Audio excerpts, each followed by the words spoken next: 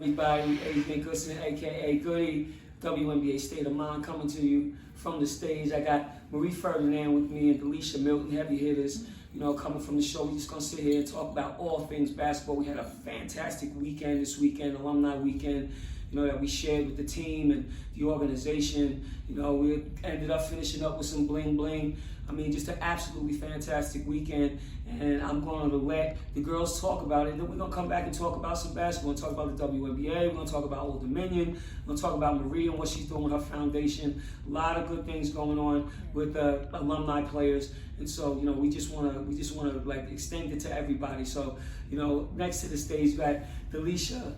Talk about this weekend and how it was so important and so moving, and like there wasn't a dry eye in the room. Yo, this weekend was just fabulous. I only played with the San Antonio Silver Stars for like a year and a half maybe. Yeah. So coming into this, I'm like, okay, am I really supposed to be here? But they were so welcoming. Everybody had this whole aura about them where they didn't care if you played a 7-day contract or if you had a 12-year stint with the team. Everyone showed mad love, and that's really the way that it's supposed to be, and you can really feel the sentimental value behind every moment that people were able to spend with one another. Yes. It carries something, within it, and that's what makes this event, this gathering, this homecoming so special.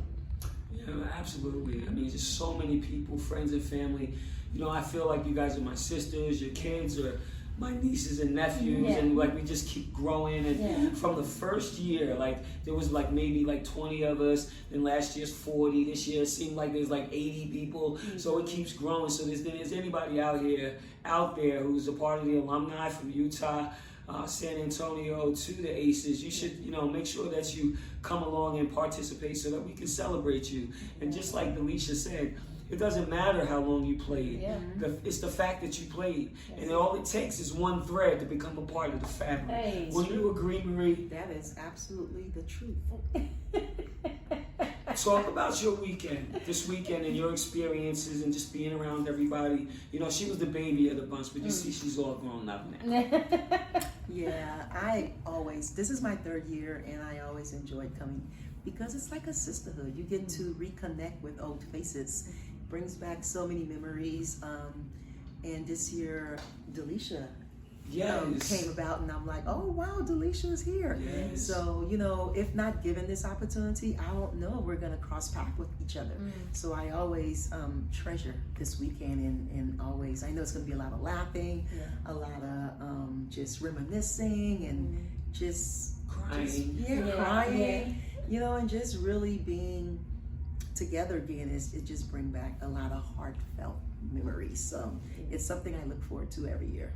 You want to know something too, you guys? When I'm sitting here thinking about it, you said it. You said it's good for us to come back, but we're all so busy, and we're all trying to do or succeed in whatever is next for us after our careers have ended on the court, on the hardwood. But for Mark Davis to be intentional about setting a date, and not just setting a date and saying, hey, come if you can, buy the plane tickets, get the hotel room, give you money to eat. I mean, he just makes it impossible for you to say no. Yes. So when someone has that level of sensitivity, then compassion and intentionality attached to what they're doing, you have to understand that when you do come, something magical is on the verge of happening. Yes, absolutely. It's the truth. So I mean, he made it an easy decision. It's either yes or no. And if you say no, shame on you, because when you look back and see all the videos and the highlights of the event, people had a blast. Yeah, absolutely. And I did want to say something about that, because just to interject about all of the videos and the content and the photos, it's not even about bragging or like saying ha ha to other teams. We're just so happy and so elated and so proud to be a part of this organization, because he never ever had to include us. No, he didn't. He didn't have to. He didn't. And that was something that came from his heart, and that's what makes it so special. And just to see him bringing people back, and actually employing people and getting people involved and caring about our future and the future of our kids. is just absolutely incredible. And so we just want to pay homage to that and have respect for that for a few minutes before we rolled into all things basketball, because Delisha is over at Old Dominion University, building that program, and being gonna be in that area a lot more this year. Definitely gonna participate and try to help bring the alumni back, because alumni is so important. We see it, right? We I mean, you went to LSU, Marie. Florida. You went to Florida, and how much joy do you guys get when you go back and you to the alumni games on the college level, which is special because now you got even more people. Like you're talking about hundreds and hundreds of people, because now it's generations and generations that came before you. That's true. That's true. That's true. And Holly, you touched on something too. When you think about the WNBA, we're in year what? 27? Yeah, 27, y'all.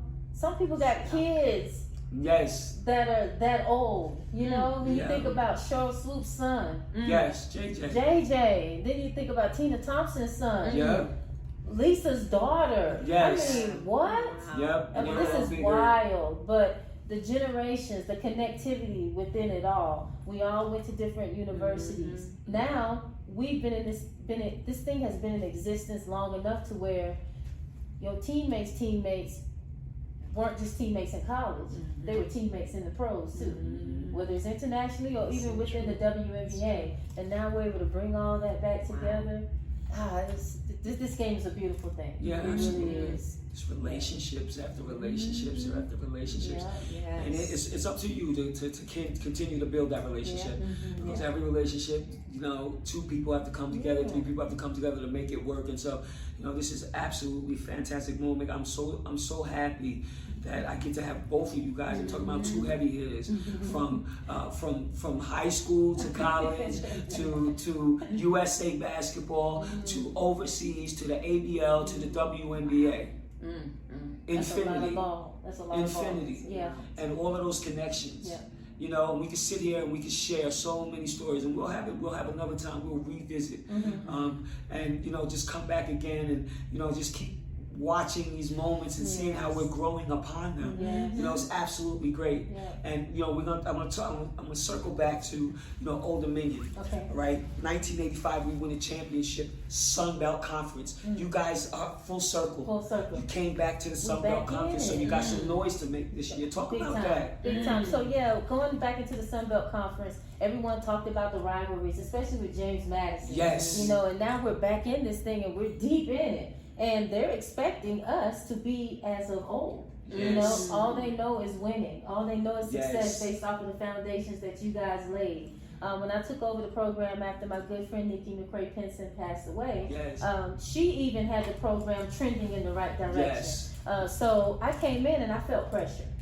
But I do my best work under pressure. Yes. We've been teammates. We know these things, right? Yeah. And I've had to guard you. That was pressure. So you understand this too. Yeah, absolutely. But the pedigree, the legacy within ODU women's basketball, it is of excellence. It is a standard there that runs deep into the history of the program. And it's on my shoulders to make sure that we continue that. So we have a really good schedule set up. Our season opens on November 7th against, I believe it's Lincoln University. It's a D2 team, but we play the likes of NC State, Xavier, Elon.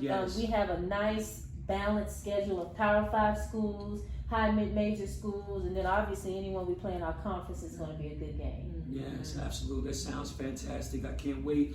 I'm very, very excited about it. I get workout over at the school, and so I get the opportunity to see the girls. So I told them, listen, it's time. You owe. Yeah. Let's go. Yep. Let's go. Pay the piper. We haven't had nothing since I think it might have been 2009.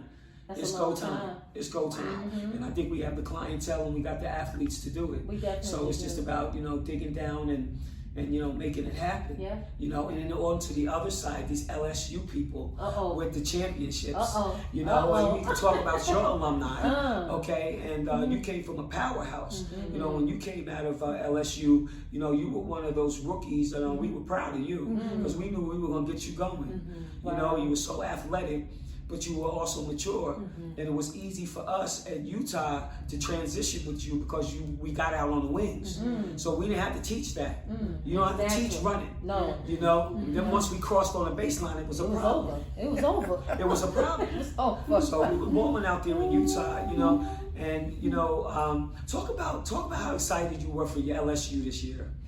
Well, I was very excited. You know, we get a Kim Mulkey, which is very fortunate to come and revitalize our program. And she stepped in and showed out real fast. You know, normally it takes a coach 2, 3, 4, 5 years to figure it out, get the kids and the athletes to buy in.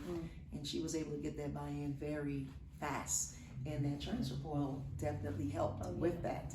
So to see the program back now on top, and little girls are like, oh, I want to go to LSU. I'm like, wow. Because you're always hearing that with UConn and the Tennessees and Notre Dame, you know, so to hear them saying LSU again, it's a great thing. But my whole happiness with this whole Kim Mulkey is Kim Mulkey. I mean, we've had alumni weekends before Kim Mulkey, and I mean, the alumni didn't come back, you know, but Kim Mulkey come and changed everything. I mean, all the alumni get boxes, packages every year from Kim Mulkey and the staff, you know, so it warms our heart to want to come back because she is letting it be known that, hey, it started with you guys and we're going to need you guys, you know, and she demonstrates that by her actions. I mean, we get these boxes and we have this LSU group chat with a bunch of us and we're like, did you get your box, girl? Did you get your box? I got my box. So, and you know, and it's she gets it. Kim knows she can't do it by herself and she needs a village, and she reached out to her alumni because you know alumni's got daughters and they know people, and it's all about recruiting, and so I'm just happy that we're trending in the right direction these days. That's awesome. That's awesome. Absolutely. I mean, she's a hell of a recruiter. And so, you know, it's easy to recruit you guys back. You know, she got all your addresses, telephone numbers, emails, she can get in touch with you. So any coach that's a great recruiter is going to be able to bring the alumni back. And so, you know, it's always so refreshing to see every person, you know, and as I'm here, you're listening to a WNBA State of Mind.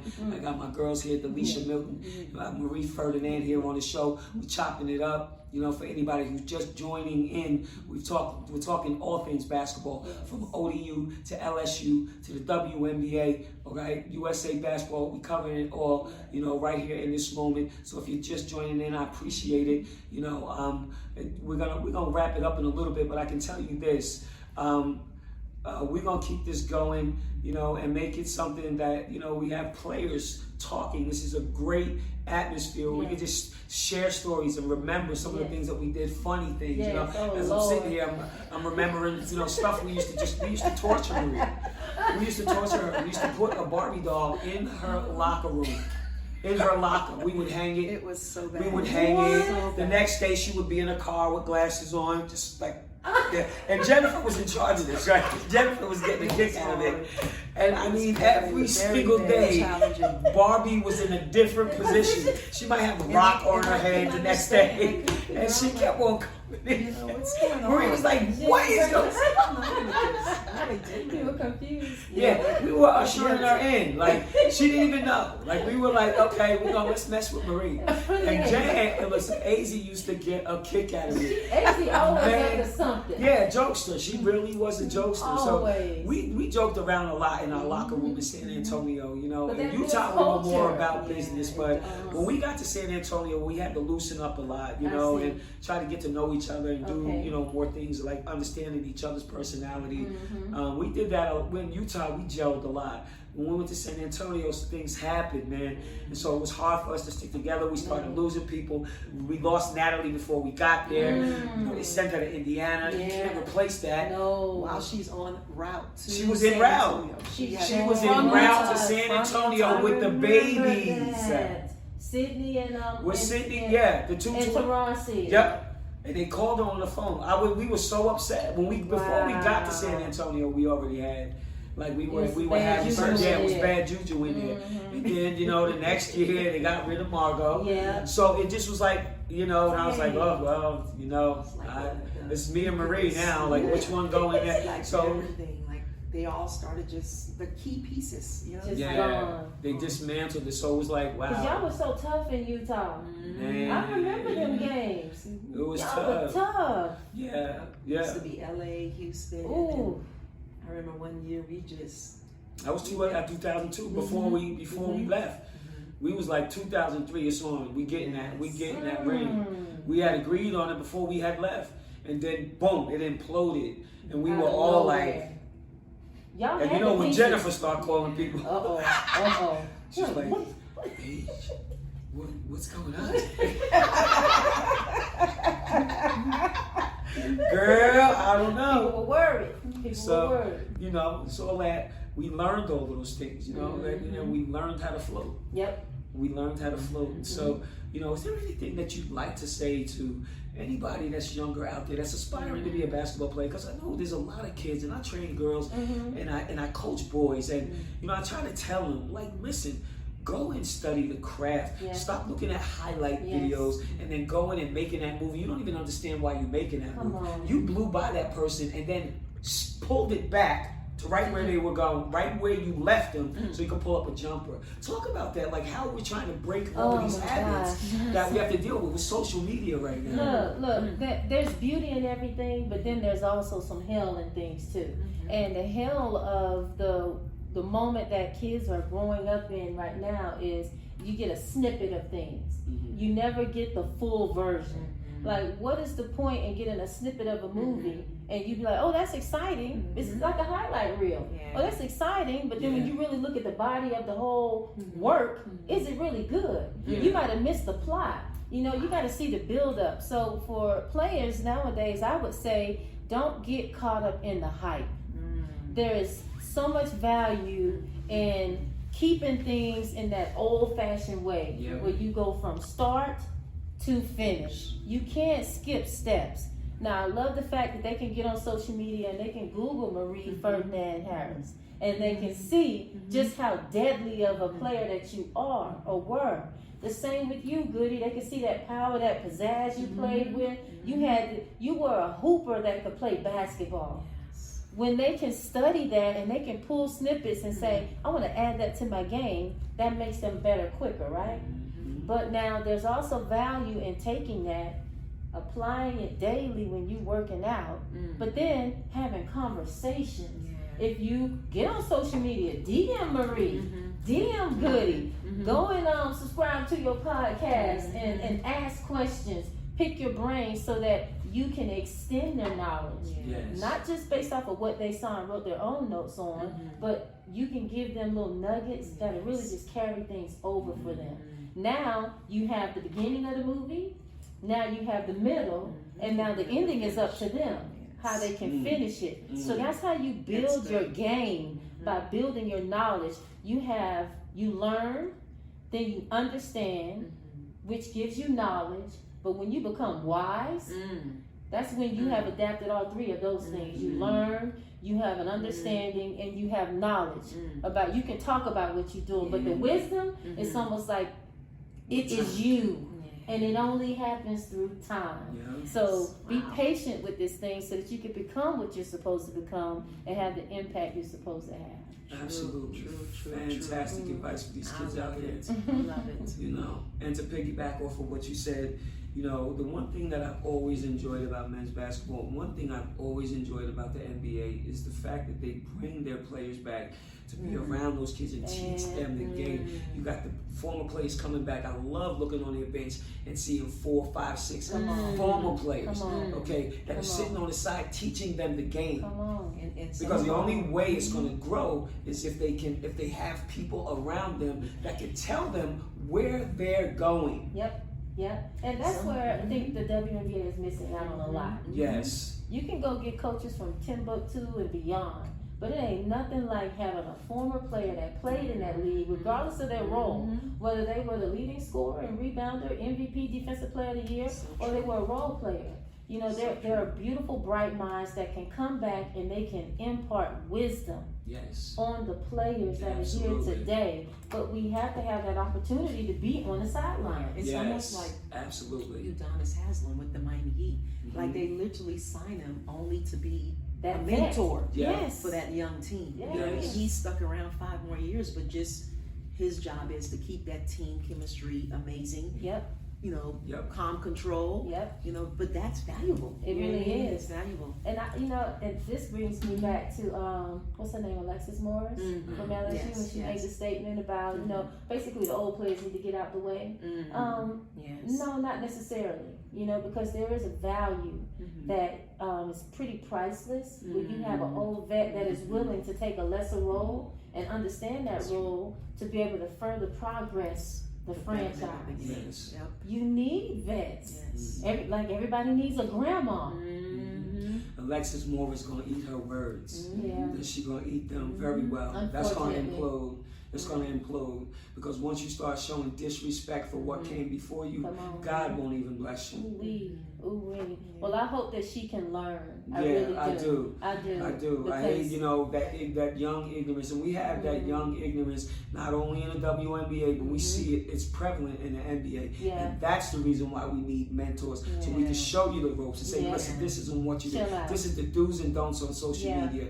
Having those people, that group of people around you that are praying for you and helping you and mentoring you, and make sure you stay on track. Because when you lose focus of all of your dreams, hopes, and aspirations, I can hinge upon somebody else to remind me of where it is that I'm trying to go. Yeah. Okay? Yeah. Because I may not know where I'm going, but I sure ain't lost. That part. Ooh-wee. Okay? And so with that, that's why it's so important to have people around us. Yeah. We stayed around Marie. And that was a Me, blessing. Jennifer, Natalie, we stayed around her because we knew that the more we had her playing good,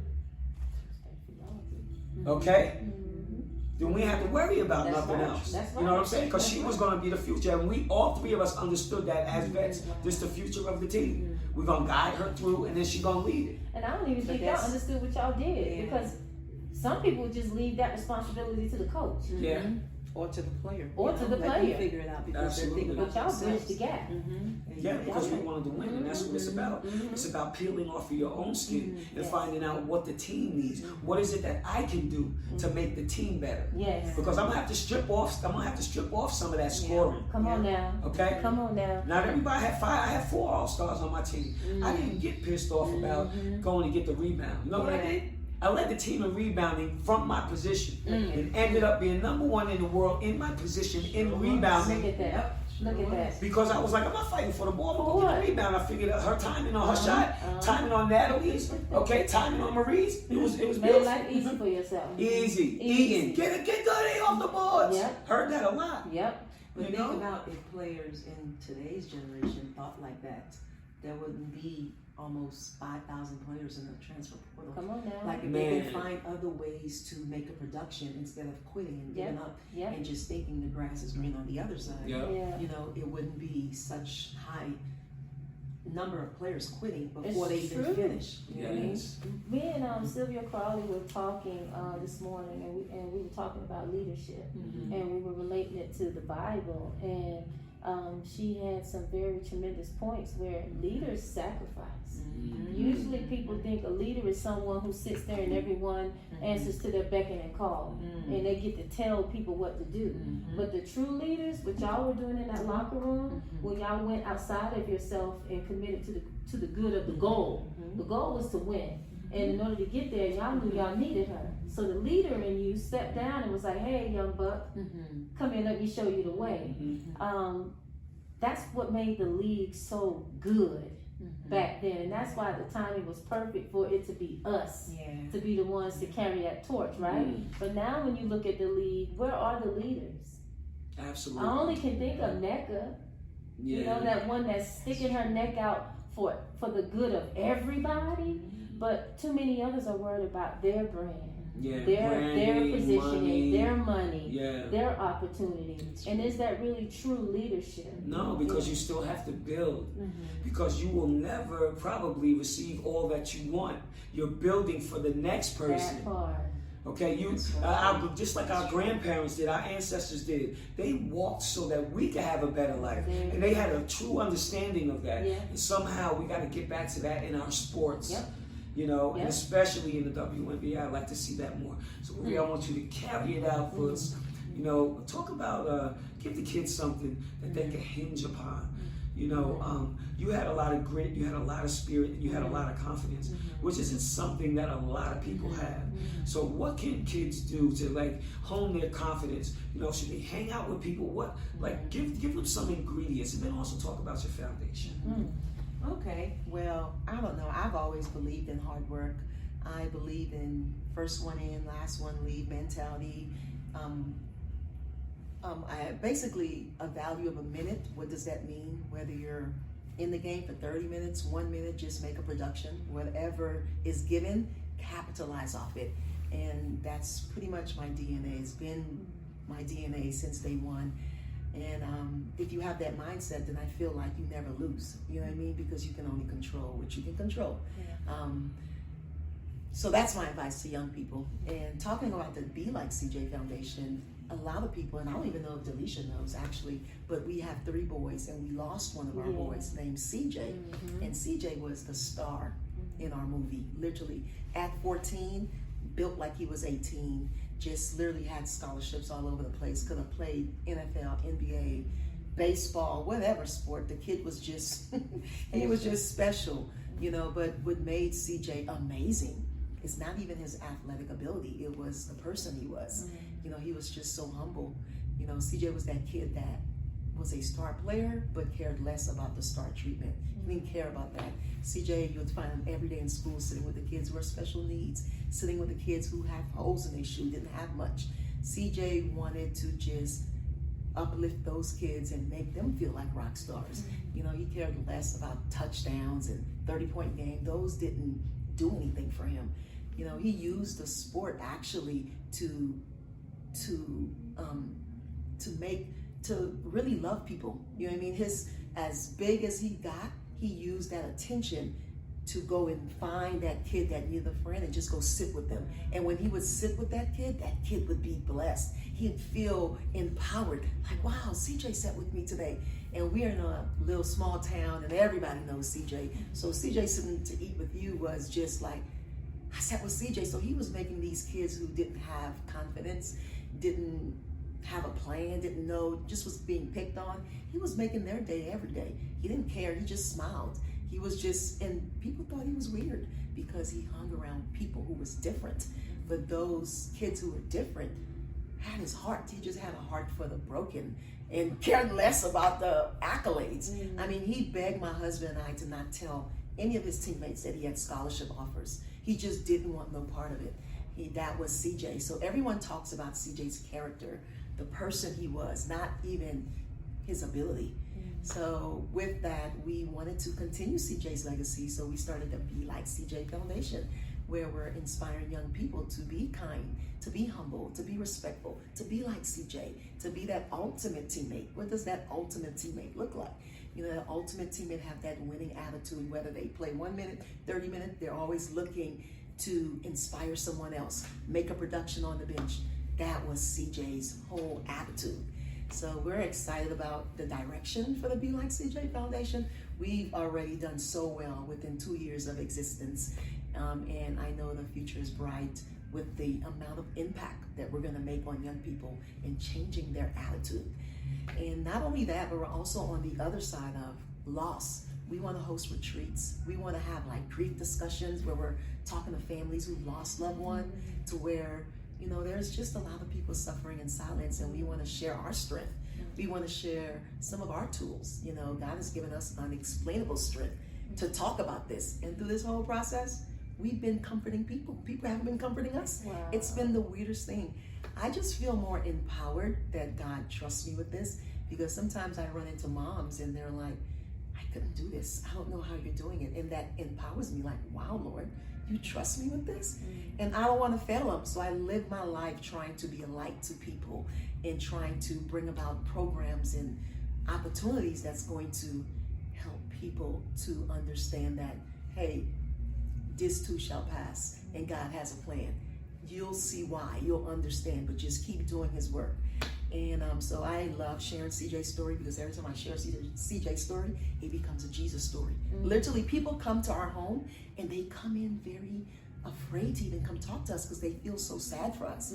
But when they leave, all right, Marie, we'll see you later. It's like a revival because they've been empowered with Jesus, and wow, it's, you know, they leave different than they came in. And they're like, if I can have some of what she had, man, and they feel like they can get through whatever they're going through. Because if this woman can lose her child and have this great faith, this courage, this strength, I can deal with this. I can deal with the little things I'm dealing with. So I love sharing. I love speaking about it. I'm grateful to God that he chose me, because not everyone can be picked for this. So I don't want to let him down. So that's be like CJ's. Wow. Whoa. Wow. Listen. That's my little baby growing up. Okay? That's my baby growing up. We're going to take it out of here on that one. Listening to a WNBA State of Mind, and you know I love you, Sammy Sosa. Peace out. Sammy Sosa. That's my every show, Sammy Sosa. Peace out. did. And I got people, and people do it out there in my show. They be like, Sammy Sosa, peace out. And I see people on the street, they be like,